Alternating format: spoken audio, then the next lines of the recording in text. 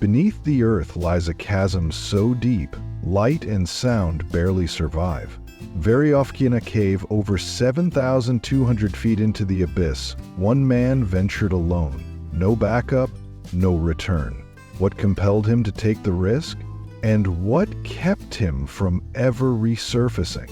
Today we delve into the haunting enigmas of the Veryovkina Cave incidents. Let's explore, but first, let us find out where this hidden world of the abyss is located. The Caucasus Mountains lie between Russia and Georgia and include Europe's highest peak, Mount Elbrus, at over 18,000 feet. On the western edge in Abkhazia is the Gagra Range, a limestone summridge shaped by ancient rivers. These rivers carved deep canyons and created some of the world's largest caves. The Gagra Range contains 4 of the deepest caves on Earth. The deepest Veryovkina Cave plunges over 7,000 feet, about the height of 23 Statue of Liberties stacked up. Its entrance sits at 7,500 feet above sea level, requiring a climb just to reach it. Hidden among rocky cliffs, the cave begins with a simple hole in the ground, giving no hint that it drops over a mile into the earth. If you had the chance to explore Veryovkina Cave, but only with one item in your backpack, what would you bring? Let us know in the comments. From the surface, it looks like nothing more than a crack in the earth, but its true depth would remain a secret for decades. So, who were the first to peer into this abyss? And what stopped them from going further? When the entrance was first discovered in 1968 by a group of cavers, they only descended to a depth of 377 feet before returning to the surface.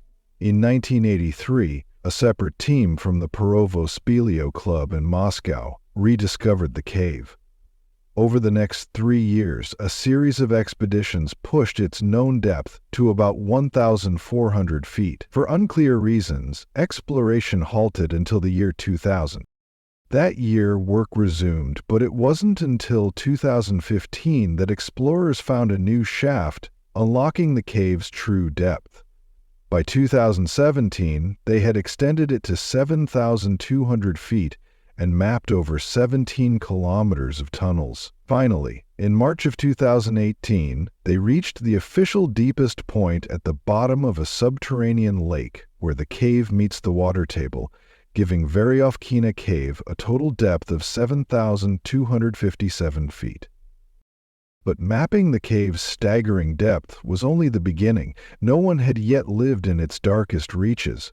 What happens when humans spend days at the bottom of the world, surrounded by complete darkness and the unknown? Before exploring, I have a special 10-second request for all of you listening. If you can help me in any way, just hit the notification bell and hit that subscribe button. It helps this channel so much. And if you do that, I will do everything I can to make this show even better for you. Deal? 6 months later, in September, the Perovo team returned to continue exploring Veryovkina Cave. This time, they were joined by photographers Robbie Schoen and Jeff Wade. The expedition was led by Pavel Demidov and included the same elite team responsible for exploring Veryovkina and other deep caves in the Gagra Range. Their mission was to collect biological samples that might include undiscovered species and to document the journey, especially some promising horizontal passages at the bottom. Unlike short cave trips where you descend and ascend in a day, deep caves like Veryovkina require major planning, similar to mountain expeditions. Like climbers on Mount Everest use multi-level camps to rest and store gear, cavers here must set up multiple underground camps due to the immense depth and gear required. It's impossible to carry everything. Veryovkina Cave has 6 established camps. From the entrance, cavers gear up with protective clothing, helmets, and harnesses, then drop into the darkness. The first camp sits at 2,000 feet and is a permanent emergency station stocked year-round. Over 4 days, the team made their way down to Camp 6 at 6,900 feet. Along the way, they faced freezing temperatures, mud, narrow squeezes, and long vertical shafts. In one spot, they descended a 100-foot drop into open air using only ropes. Camp 6, a flat sandy base in a wide tunnel, became their home for the rest of the expedition. Over the next 3 days, they explored the cave's lowest sections and documented their findings. One key objective was to photograph the lake at the very bottom. When they reached it, the scene was stunning. Bright turquoise water surrounded by jet-black limestone. The lake, 50 feet long, 25 feet wide, and 28 feet deep, sat in total darkness, invisible without artificial light. It was a surreal moment deep beneath the surface of the earth, captured by Robbie and Jeff's lenses. As the team settled into the shadowy depths of Camp 6, unaware, something ancient and unpredictable was already stirring above them. What would happen when the silence broke? On day 7, things were still on track. 2 team members had to leave early to catch a flight. When they reached Camp 3, they found a flood pouring into the cave. A massive storm on the surface had triggered a flood pulse, sending thousands of liters of water rushing in. Because caves are deep underground and shielded by thick rock, wireless communication doesn't work. Instead, cavers use a physical cable that runs the full length of the cave. The 2 exiting members tapped into the line to warn the team at the bottom. At Camp 6, the message didn't initially cause panic. Flood pulses are common in cave systems. Just 1 millimeter of rain equals 1 liter of water per square meter. A square kilometer sees 1,000 liters from that small amount. In a heavy storm, those numbers skyrocket, and all of it rushes into caves with tremendous force. These surges can last for hours, depending on how much rain falls and how long it lasts. Still, the Provo team remained calm. They were experienced and ready to adapt. Camp 6 had been placed off the main vertical shaft, in an area thought to be safe from water flow.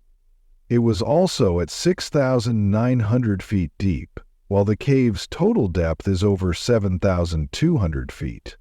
For floodwater to reach their level, it would need to fill around 300 feet of cave below them. Roughly 30 minutes after receiving the warning, they heard the first signs of water. It began as a distant rumble and grew louder, like a train racing toward them. Soon the sound became deafening and the cave shook violently, like an earthquake. Robbie had just started breakfast when the roar intensified. He and the others rushed out of their tents, pointing headlamps toward the vertical shaft. What they saw was shocking. A jet of water came blasting down like a fire hose. Robbie froze, stunned by the noise and volume. He nearly dropped the food in his hands. Compared to the seasoned Provo cavers, Robbie had less experience and was alarmed by how fast the water was moving. But despite the chaos, their camp stayed dry.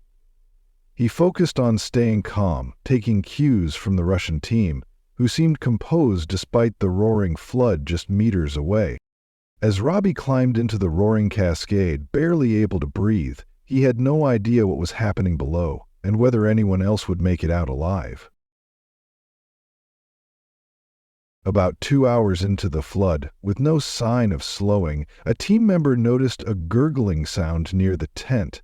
He checked a small hole in the ground, no water yet, but he told Pavel, the team leader. Pavel agreed it was concerning, so they checked a nearby siphon to gauge the water level. When they returned 5 minutes later, the hole was now filled with rapidly rising water, sloshing up the sides. The team member turned to Robbie, his face pale. Robbie immediately understood. They had to evacuate. The camp erupted into motion. No one expected to leave that day, but now they had no choice. Robbie and Jeff threw on their latex suits over fleece layers, followed by abrasion-resistant nylon shells and harnesses. Robbie made a tough call. He left behind all his camera gear, worth tens of thousands of dollars. He only saved the memory cards, slipping them into a plastic bag and into his suit. It wasn't worth risking their lives. He called out that he and Jeff were heading up, and they left Camp 6. This would be their last contact with the Provo team at that level. The Russians waited for Pavel's return before making their move. As Robbie and Jeff climbed, they reached a narrow traverse that crossed what used to be an air-filled chamber, 60 feet deep and 25 feet wide. Now it was nearly full, water lapping over the edge of the traverse. At the end of the traverse, where the vertical ropes started, the source of the flood was visible, a waterfall pouring from above. Robbie stepped into the downpour and clipped in. Water crashed down on him with crushing force. He tucked his chin, creating a small air pocket under his helmet to breathe, and focused only on the white rope in front of him, moving his ascenders steadily upward. Eventually, he reached a small ledge and paused. The rope led through a hole in the rock, barely shoulder wide, where the torrent originated. Robbie hesitated, doubting he could get through, but stopping wasn't an option. He was the lead climber, others were behind him, and water was rising below. He pushed on. The water was so powerful he could only inch his way forward. After finally squeezing through, he realized this upper section was mostly dry. The water had taken a different route. Adrenaline pumping, he kept climbing without thinking, only stopping when Jeff called for him to slow down. That snapped him out of it. He paused and waited. When Jeff caught up, he was pale and wide-eyed but alive. They both silently wondered if the rest of the team was okay. Robbie and Jeff reached Camp 5 at 6,200 feet and waited. The cave still shook around them. Looking into the abyss, they eventually spotted a headlamp. It was Andrei. When he arrived, they asked about the others. He silently shook his head, and they all sat in tense silence, fearing the worst. Meanwhile, below, Pavel had returned from the siphon to find the bridge completely submerged. The rest of the team had to swim to reach the ropes. Pavel was last.